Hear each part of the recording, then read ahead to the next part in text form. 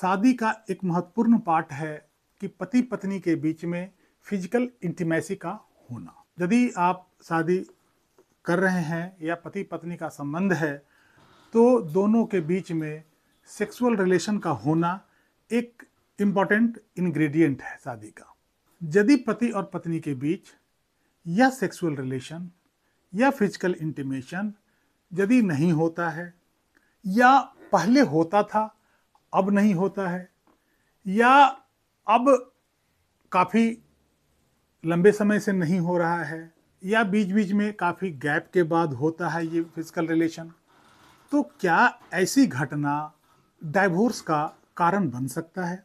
Section 13 जो Hindu marriage act का है, जो डाइवोर्स को डिफाइन करता है, जिसमें क्रूरता एक पार्ट है, तो क्या पति पत्नी के बीच में फिजिकल रिलेशन का ना होना, फिजिकल इंटीमेसी का ना होना, क्या यह क्रूरता का एक पार्ट हो सकता है, जिसके आधार पर कोई भी व्यक्ति, कोई भी पति हो या पत्नी हो, ये डाइवोर्स मांग सकता है या डाइवोर्स ले सकता है? तो आज हम इसी विषय पर चर्चा करेंगे एक नए और लेटेस्ट जजमेंट के साथ। एक दंपति जो पेशे से डॉक्टर थे, पति भी डॉक्टर थे और पत्नी भी डॉक्टर थी। उनकी शादी 1999 में हुआ था। पति अपना प्राइवेट क्लिनिक चलाता था, प्राइवेट प्रैक्टिस करता था, और पत्नी इंडियन रेलवे में जॉब करती थी एज ए डॉक्टर। शादी के 9 साल बाद पति फैमिली कोर्ट में एक अर्जी लगाता है डाइवोर्स के लिए on the basis of cruelty. Family court इनकी बातों को सुनने के बाद इनकी जो अर्जी है उसको ठुकरा देती है और इसकी डाइवोर्स की अर्जी को रिजेक्ट कर देती है। और फैमिली कोर्ट कहती है कि यह कोई क्रुएल्टी नहीं है और डाइवोर्स का कोई ग्राउंड नहीं बनता है। पति उसके बाद हाई कोर्ट का दरवाजा खटखटाता है। हाई कोर्ट में इस ऑर्डर के खिलाफ अपील दायर करता है। हाई कोर्ट में क्या क्या होता है, क्या दलीलें पेश होती है, इसके बारे में भी हम चर्चा करने जा रहे हैं। तो नमस्कार, इस अंक में आप सभी का बहुत स्वागत है।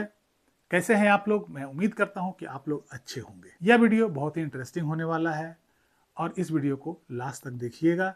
इसमें बहुत सारी ज्ञान की बातें भी है और इंटरेस्टिंग भी है। हाई कोर्ट में जब पति अपील डाला तो पति की ओर से ये कहा गया कि हमारी पत्नी जो है वो रेलवे में एक डॉक्टर है और वो एक धर्मगुरु के चक्कर में पड़ गई, मतलब एक बाबा के चक्कर में पड़ गई है, जिसके कारण हम दोनों के बीच में फिजिकल रिलेशन खत्म हो गया है। मतलब अब फिजिकल रिलेशन पहले जैसा नहीं रहा और वो बाबा के कहने में रहती है। उसको जो सेक्सुअल रिलेशन है उससे धीरे धीरे वो उब रही है और उसमें उसका कोई रस नहीं रह गया है, जिसके कारण हम दोनों के बीच में तनाव भी रहता है और ये हमारे घर में अशांति भी फैलाता है। इसके जवाब में पत्नी कोर्ट में क्या बोलती है कि हमारे शादी के 9 साल पूरे हो गए, 9 साल से अधिक हो गए, और यदि फिजिकल रिलेशन हमारे बीच में नहीं होता तो ये 2 बालक जो पैदा हुए हैं वो कहाँ से आता।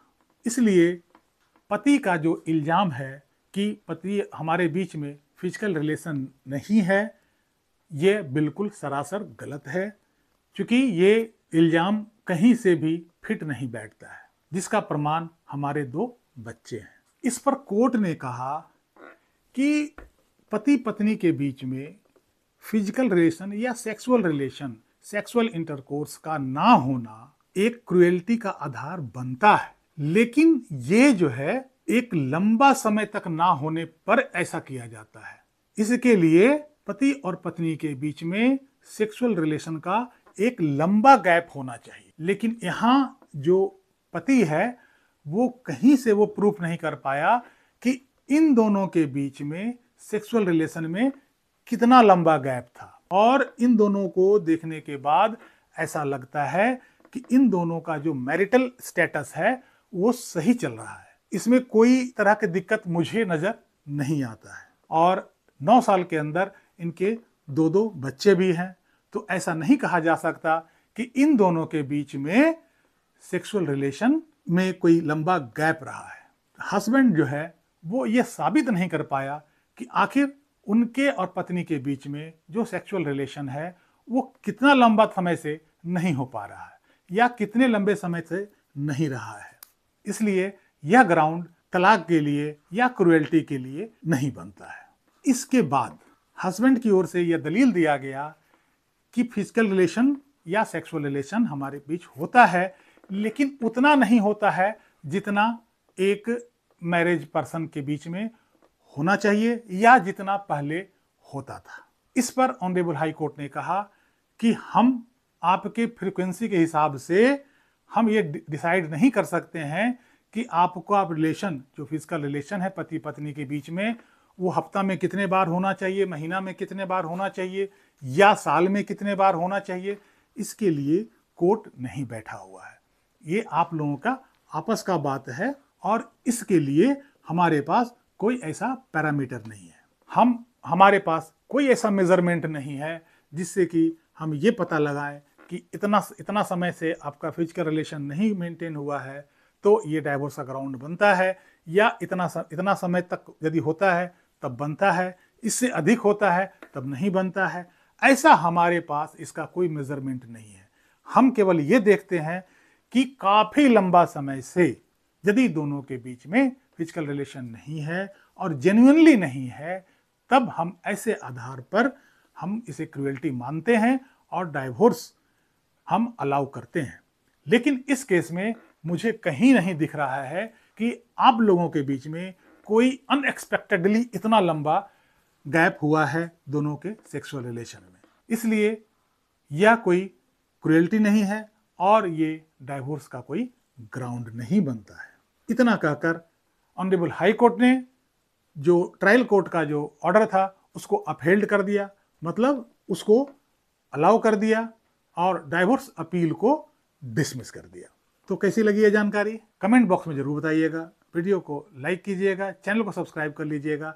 मिलते हैं अगले अंक में कुछ नए तथ्यों के साथ, कुछ नई जानकारी के साथ। तब तक के लिए जय हिंद, जय भारत।